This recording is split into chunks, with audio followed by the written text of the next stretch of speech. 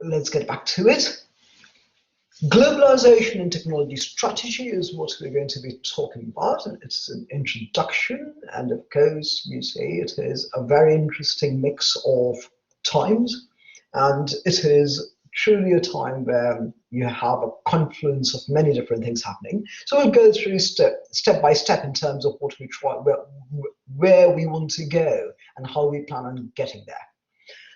So we live today in this age of something called the Fourth Industrial Revolution, also known as the 4IR.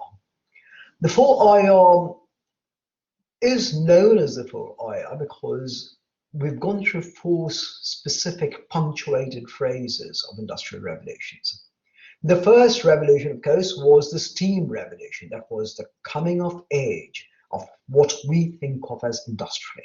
And we will talk about how globalization and technology seem to mix and match, and the politics of it, and how that creates what we have today and what we're going to have tomorrow. So that was the coming of the steam engine, right? Stevenson comes up with the steam engine. James Watt comes up with the first notion of sort of power generation. And then, of course, we hit Industry 2.0, which now suddenly replaces steam with other modes of power generation, things with a faster oomph for every cubic, cubic centimeter of content, right? So you suddenly see electricity, you suddenly see things like petroleum and the coming of from what you call it, internal combustion engines. Then came Industry 3.0, and that was the industry led by computers, where we said, well, mechanization is not enough. We need to mechanize information too. Let's automate information, and we came up with computers.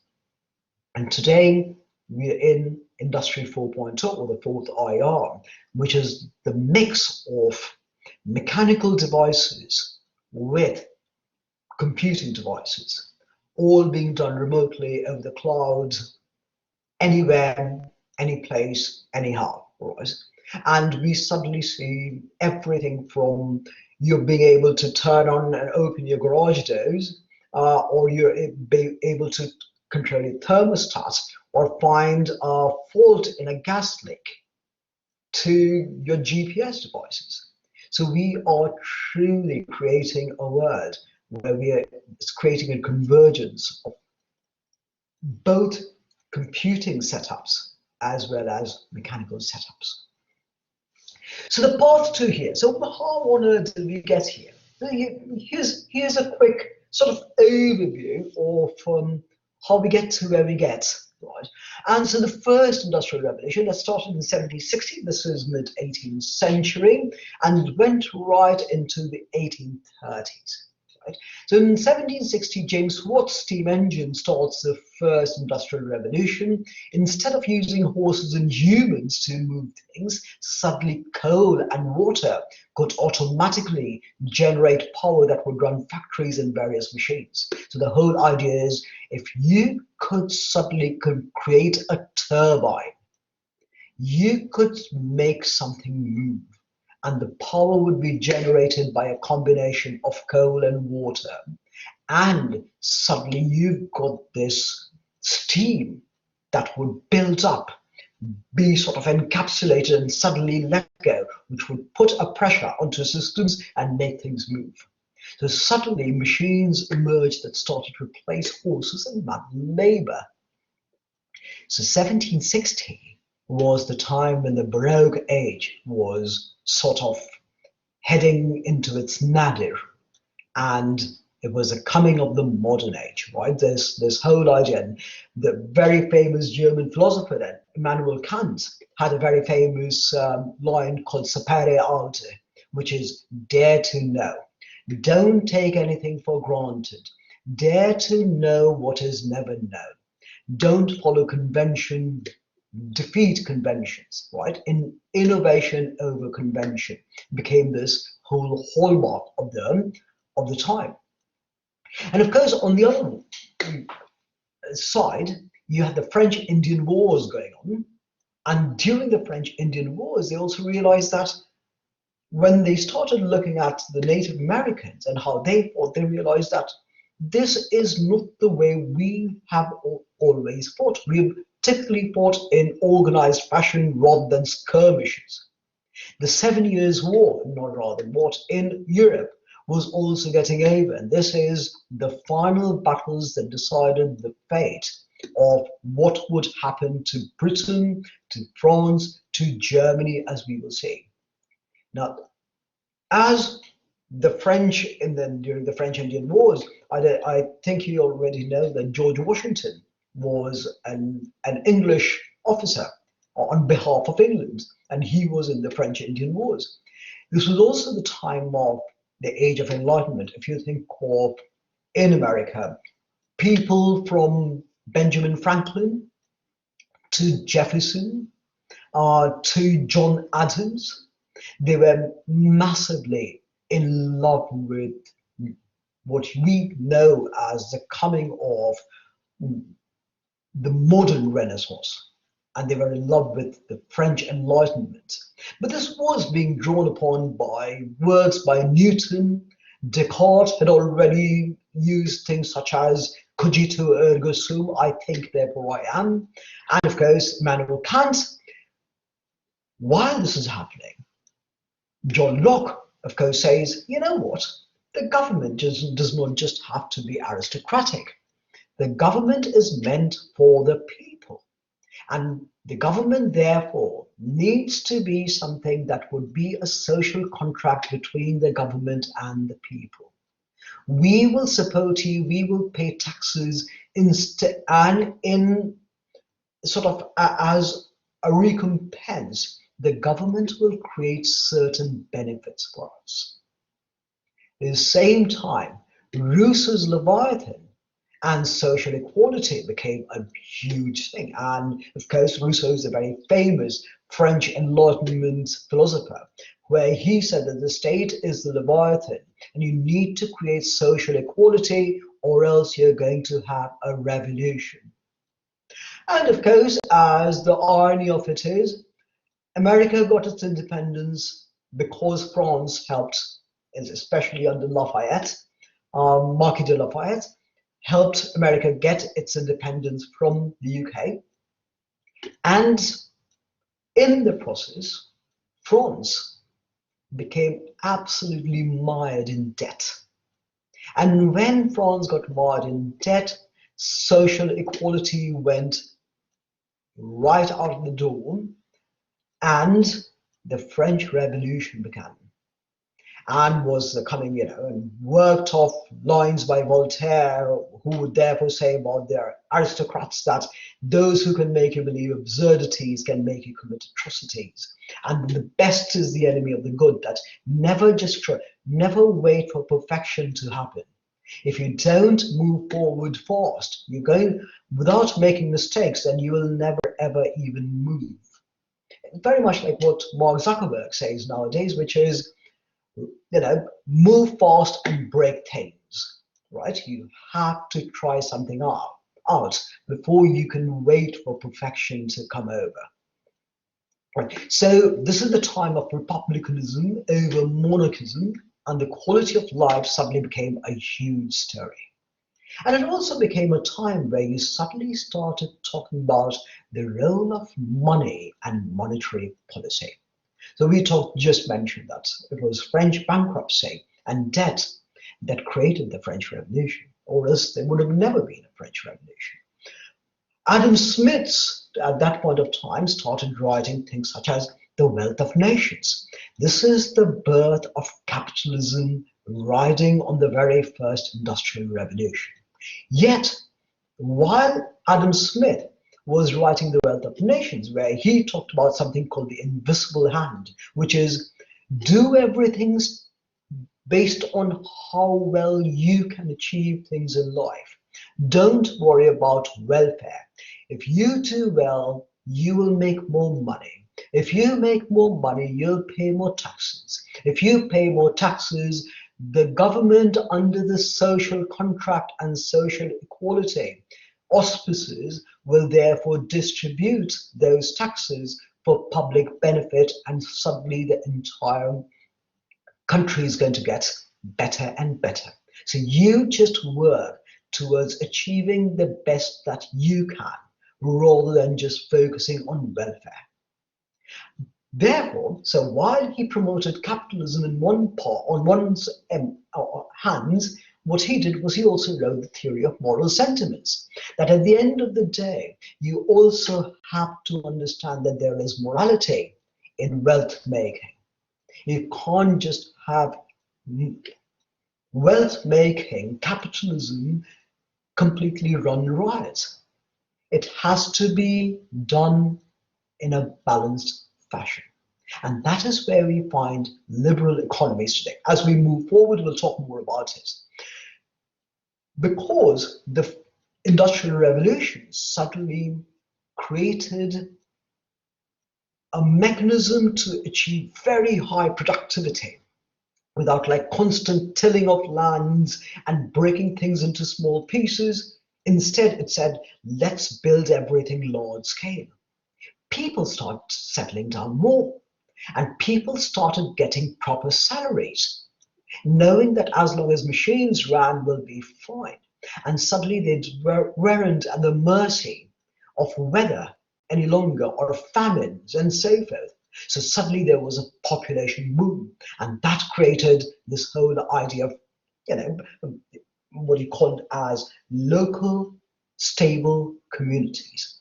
And of course, Malthus comes over and says, do realize at one point of time, if we don't control population boom, the population boom keeps happening, then we are going to run out of resources. So think of it, it's the very first industrial revolution where so many things happened at the same time that now is being talked about again and again. We are not talking about sustainability. We're talking about this whole idea of moral sentiments. We're talking about social equality. Something that came out of the first revolution, driven by technology, that basically said, let's harness the ability to automate to make lives better. So next came the second IR, the second industrial revolution. This is about 40 years later, 1870 to 1914, and this is 1914, of course, as you all know, is the dawn of the Great War, or the very first World War. But this started the age of mechanization and mass production. The whole idea is, all right, you are building machines, but you can't constantly replicate what you're building. Every machine piece was a separate mold. The whole idea that, can we make one single mold, make things run through and through again? And suddenly we'll create what we need to create in many different variations, but also in many standardized ways too. So a century later, the second revolution came, suddenly machines started getting automated. So now not only did you have machines, you now had machines that could make machines. Interchangeable parts and reduced costs, for example, the very famous Bessemer steel process, basically said, let's standardize the operation of how we make steel. Brought about mass production with rail networks for mass distribution, sewage networks to build communities, electric lines to supply energy, and telegraph networks for mass communication. So this is the age of mass access. Build machines for machines, build mass production with and mass distribution with via rail, use sewage networks to create communities, build electric lines to supply electricity and energy, and telegraph networks to supply communication.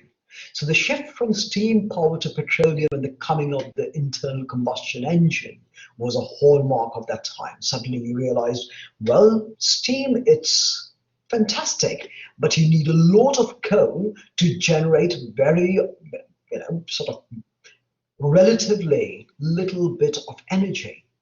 But suddenly you could compress petroleum, add a tiny bit of oxygen to it and light it, and suddenly there was a massive explosion. And you realize, wait, can we use this explosion to move pistons?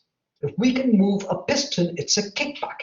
A piston could now be simply linked onto using some kind of a movable arm to a cycle, which would therefore become a gear. And as long as that gear moved, things would move. Way little material could suddenly create way larger of a spark. So now steel could be produced faster, oil could be extracted from the ground in millions of barrels, and electricity could be generated in megawatts to power entire cities.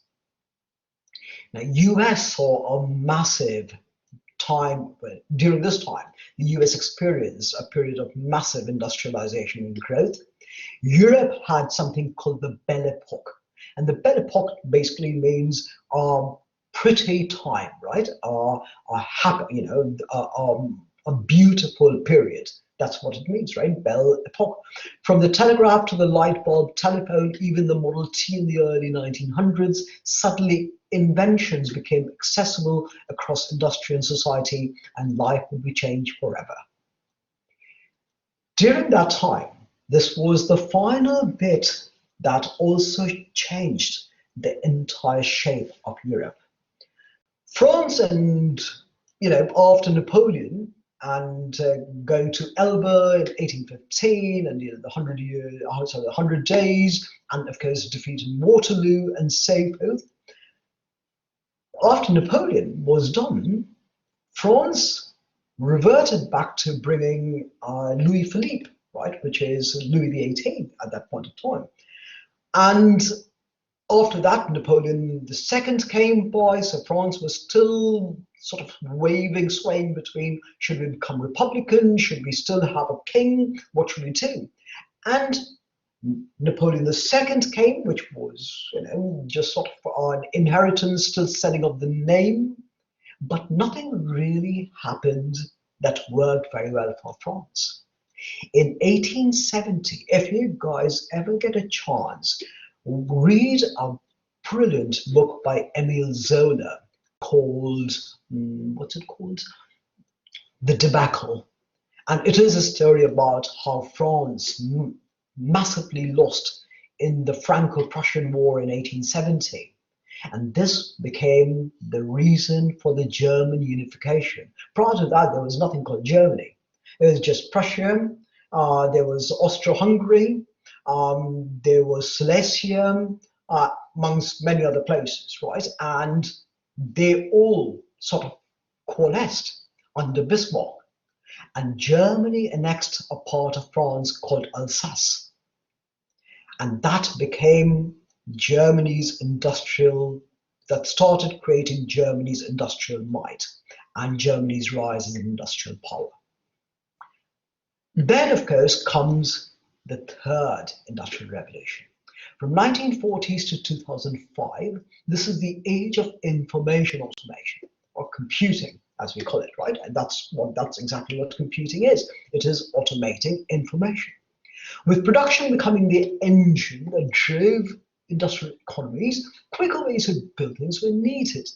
Computers was first conceived by Charles Babbage, and Ada Lovelace. I don't know if you know about her, but it doesn't matter what your gender might be. I would say read about her. She is a cool woman. She's Lord Byron's daughter, but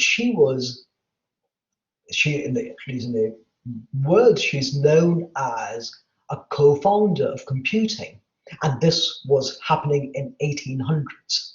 Although she started, this was a time we now started, based on their work, Babbage and Ada Lovelace's work, we started the information automation revolution. The Turing machine in the UK deciphered Nazi communications during the Second World War. The whole idea is if we can run through, once they started breaking through the Enigma code, and we'll talk much more about Enigma when we talk about cryptography and cryptology and cybersecurity, possibly around in the third module or so. Home computers, chips, and the space race created need for remote communication. Suddenly you needed to communicate with Apollo 11.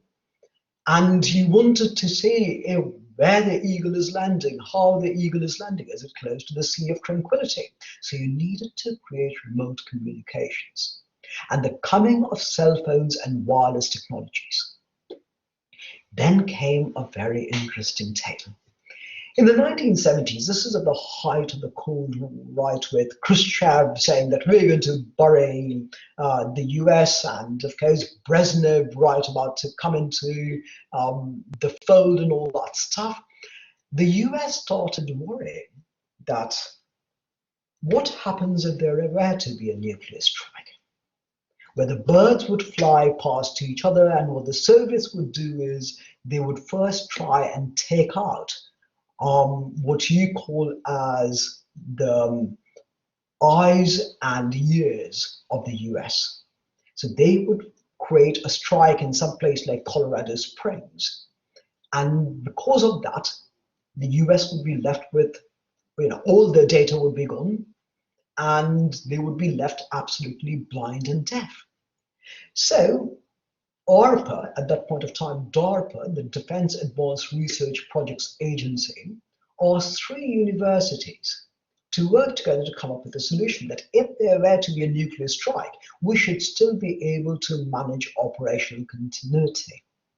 And they asked Stanford, UCLA, and Berkeley to create a mechanism where if even one node were to be blown up by a Soviet nuclear strike, there would be other nodes all around the world that would come to life. So you'd have so much redundancy across the whole world that you could never really take out the entire US communication system.